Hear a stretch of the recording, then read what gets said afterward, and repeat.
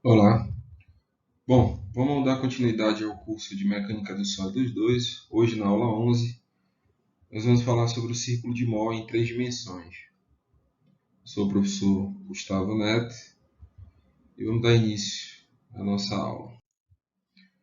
Ela está compreendida basicamente em três tópicos: círculo de Mohr para o estado geral de tensões, a construção do círculo de Mohr em 3D e, ao final, eu vou deixar dois exercícios para que vocês realizem. Iniciando com o círculo de Mohr para o estado geral de tensões, hoje a gente vai ter um convidado especial aí para a nossa aula. Bom, como foi falado, hoje será desenvolvido o círculo de Mohr para o estado geral de tensões. O raciocínio será construído juntamente com você. Considere σ1 barra, σ2 barra e σ3 barra as três tensões principais em um dado ponto. Vocês devem lembrar que o vetor tensão total agindo em qualquer seção passando por um ponto pode ser obtido através da fórmula de Cauchy ou através da rotação do tensor de tensões para esse ponto. Mohr mostrou um resultado bem interessante, qual começará a ser demonstrado agora. Considere um ponto tensionado em um elemento estrutural e considere todos os planos de corte nas três direções x, y e z, todos os planos possíveis passando por ele. Para cada plano de corte deste, determine a tensão normal na direção normal a esse plano e a tensão de cisalhamento resultante pertencente a esse plano, gerando o par ordenado σn tal t e marque ele no sistema sigma tal. Nesse caso aí está sendo exemplificado 7 pontos que representam 7 planos em diferentes direções. Continue o processo. Trace um plano qualquer, calcule as tensões normal e de cisalhamento e marque no sistema de coordenadas sigma tal. Perceba que esse processo é para o único ponto de um corpo. Dá para perceber o quanto isso é enfadonho. O que Mohr demonstrou é que todos esses pontos no sistema de coordenadas sigma tal cairão em uma região limitada e fechada, que é representada por essa área delimitada, sombreada por 3 circunferências concêntricas em cima do eixo sigma. Então essa é a região sombreada. Vamos demonstrar que isso é verdade. Considere o seguinte tensor. Esse tensor de tensões é representado pela equação 1. O vetor tensão total em um plano com normal unitário n é dado pela fórmula de Cauchy. Nesse caso, o vetor tensão total é dado por T, é o produto da matriz que representa o tensor sigma vezes o vetor normal unitário. A componente normal desse vetor, a gente viu nas últimas aulas, a sigma n é a projeção do vetor tensão total na direção do vetor unitário, representado aí na equação 2. Já a magnitude da tensão de cisalhamento neste plano será obtida pela regra do paralelogramo, representada na equação 3. Por simples conveniência, pode sempre escolher uma base que esteja alinhada com as direções principais.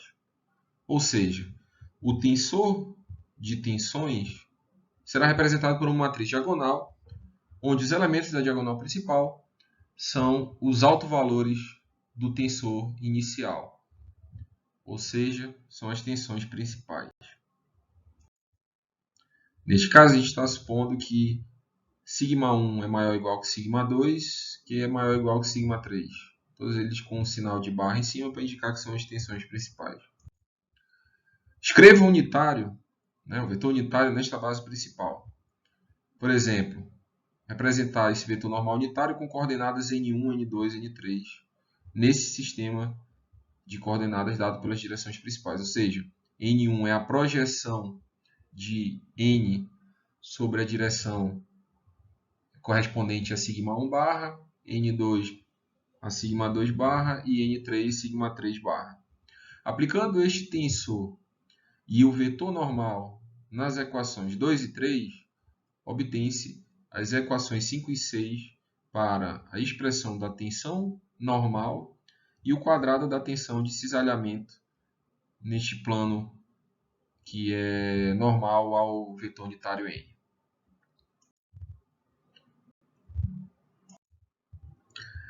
Lembrando que o vetor n é unitário, consequentemente ele tem norma 1, então a relação 7 é verdadeira.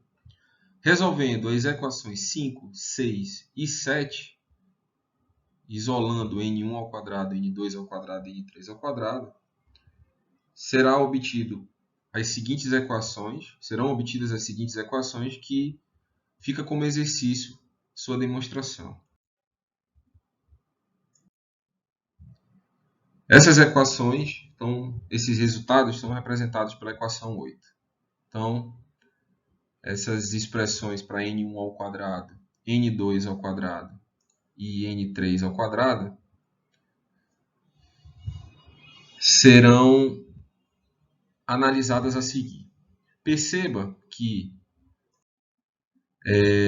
essas expressões obtidas para n1 ao quadrado, n2 ao quadrado, n3 ao quadrado são positivas, tendo em vista, né, que n é um vetor unitário e suas coordenadas, por estarem elevadas ao quadrado, vão resultar em números positivos ou nulos. Ou seja, maiores ou iguais a zero.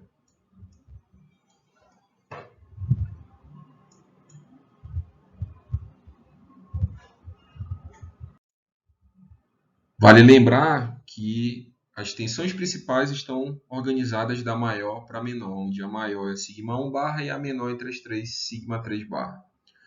Perceba que os denominadores dessas três expressões, tá,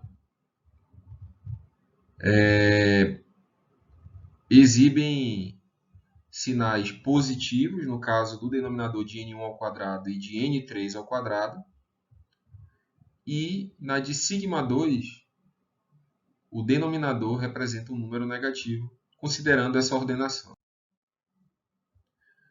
Para tanto, para que a primeira expressão de n1 seja positivo, basta que o numerador seja positivo. Para n2, já que o seu denominador é negativo, é necessário que o numerador também seja negativo. Negativo, negativo, a fração se torna positiva. E já na terceira, basta que o numerador seja positivo. Então, pode-se então reescrever essas inequações da seguinte maneira. Ou seja, só considerando os numeradores, conforme foi falado. Somente a segunda fração, o segundo numerador da fração é menor ou igual a zero. A ideia agora é fazer com que apareça nessas desigualdades uma expressão relacionada à equação da circunferência, ou do interior do círculo, ou exterior dessa circunferência, melhor dizendo. Expandindo esse produto entre parênteses em cada inequação dessa e completando o quadrado, vai se obter o seguinte. A primeira equação vai ser dada por σn menos c23 ao quadrado mais tal t ao quadrado maior ou igual que r ao quadrado 23, onde c23 representa o centro dessa região e r representa o raio dessa região onde a sua fronteira é a circunferência. Do mesmo modo, vale para a segunda, com exceção que o sinal é invertido, e para a terceira. C13 é dado por essa expressão, R13 dado por essa expressão, C12 por essa expressão, R12 por essa expressão. Todas elas indicadas pelo número 10. Referenciadas pelo número 10, melhor dizendo. Então, resumindo, a primeira dessas inequações diz que a tensão normal e a de cisalhamento em qualquer plano cairão fora do círculo com raio R23, centrado em C23. A segunda desigualdade diz que o mesmo ponto σn tal t deve situar-se no interior do círculo de raio R13 centrado em C13. Lembre-se que as tensões principais foram ordenadas da maior para a menor. Logo, este é o maior círculo que pode ser formado entre quaisquer dois dos autovalores do tensor. A última desigualdade diz que o ponto σn tal t deve situar-se fora do círculo de raio 12 centrado em C12. Assim, para satisfazer simultaneamente todas essas desigualdades, o ponto do diagrama de Mohr deve situar-se dentro de uma região delimitada pelos três círculos entre as tensões principais. Desenhando para ficar melhor. Considerando a ordenação dada, essa inequação aqui em azul representa essa circunferência menor, então tem que ser o exterior dela. A segunda inequação representa essa região interior à circunferência amarela. E a terceira inequação representa o exterior dessa circunferência dada, indicada em vermelho. Ou seja, a interseção entre as três regiões é representada por essa região acinzentada. Este é um resultado extremamente útil para determinar o cisalhamento máximo em um plano de orientação arbitrária, além de servir para entender o critério de falha de Mohr, que será estudado mais à frente. Para que isso, Mohr? Falou! Então está demonstrado que essa região é a região que representa qualquer plano pertencente ao R3, passando por um ponto representado por um tensor de tensões indicado no início dessa demonstração. Então, qualquer que seja o plano passando por este ponto, em qualquer que seja a orientação dele, a tensão normal, na direção normal a esse plano, e a tensão resultante de cisalhamento vai obrigatoriamente se situar nessa região interna, né, dada pela interseção dos três círculos de Mohr. Construção do círculo de Mohr 3D. Então, defina as tensões principais como de costume. Obtenha os autovalores do tensor de tensões e ordene da maior para a menor. Escolha um plano principal e desenhe o círculo de Mohr correspondente a ele. Então, nesse caso, vou considerar aqui o primeiro plano pertencente ao plano gerado pelos eixos σ2 barra e σ3 barra. Observa que o σ3 barra é negativo, ele representa a compressão. Logo, esse σ3 barra, pelas convenções de sinal considerada nas outras aulas, ele vai ser negativo. Compressão negativo, tensão normal de tração positivo.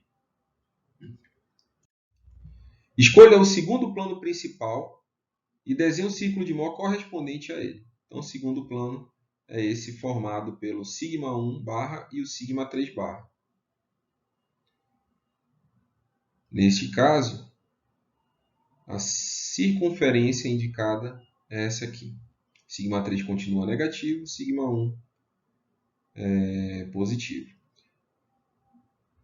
Considerando que σ1, σ2 e σ3 é a maior, estão ordenados, então essa aqui é a maior das três circunferências. Finalmente, escolha o terceiro plano principal e desenhe o círculo de Mohr correspondente a ele. Então, nesse caso aqui, tanto σ2 quanto σ1 barra são de tração, então são positivos. Aqui está a sua indicação. Com isso, junte as três circunferências no mesmo gráfico e obtenha, né, a interseção entre as três regiões. Do círculo maior é interior, dos dois círculos menores o exterior. Então, a interseção vai dar justamente essa região aqui azulada. E aqui você identifica a tensão de cisalhamento máxima absoluta, que é dada pelo raio dessa circunferência maior, ou seja, é o diâmetro, que é dado pela distância entre σ1 barra e σ3 barra, dividido por 2. Pronto. O círculo de Mó 3D para o estado geral de tensões está desenhado. Então vamos para os exercícios que são deixados para vocês fazerem. O primeiro deles, um eixo de aço é inserido por meio de ajuste forçado em um tubo de ferro fundido. O eixo é submetido ao carregamento mostrado na primeira figura, essa daqui. Considere que em um ponto Q do tubo, a distribuição de tensões seja representada no estado geral de tensões da segunda figura, esse aqui. Suponha que essas tensões estão sendo dadas em megapascal. Desenhe o círculo de Mó 3D para esse ponto. E o segundo exercício, escreva um programa que desenhe o círculo de Mó 3D para um estado geral de tensões em um ponto dado. Considere como entradas o tensor de tensões em formato de matriz 3x3. Então, é isso. Obrigado pela atenção e até a próxima aula.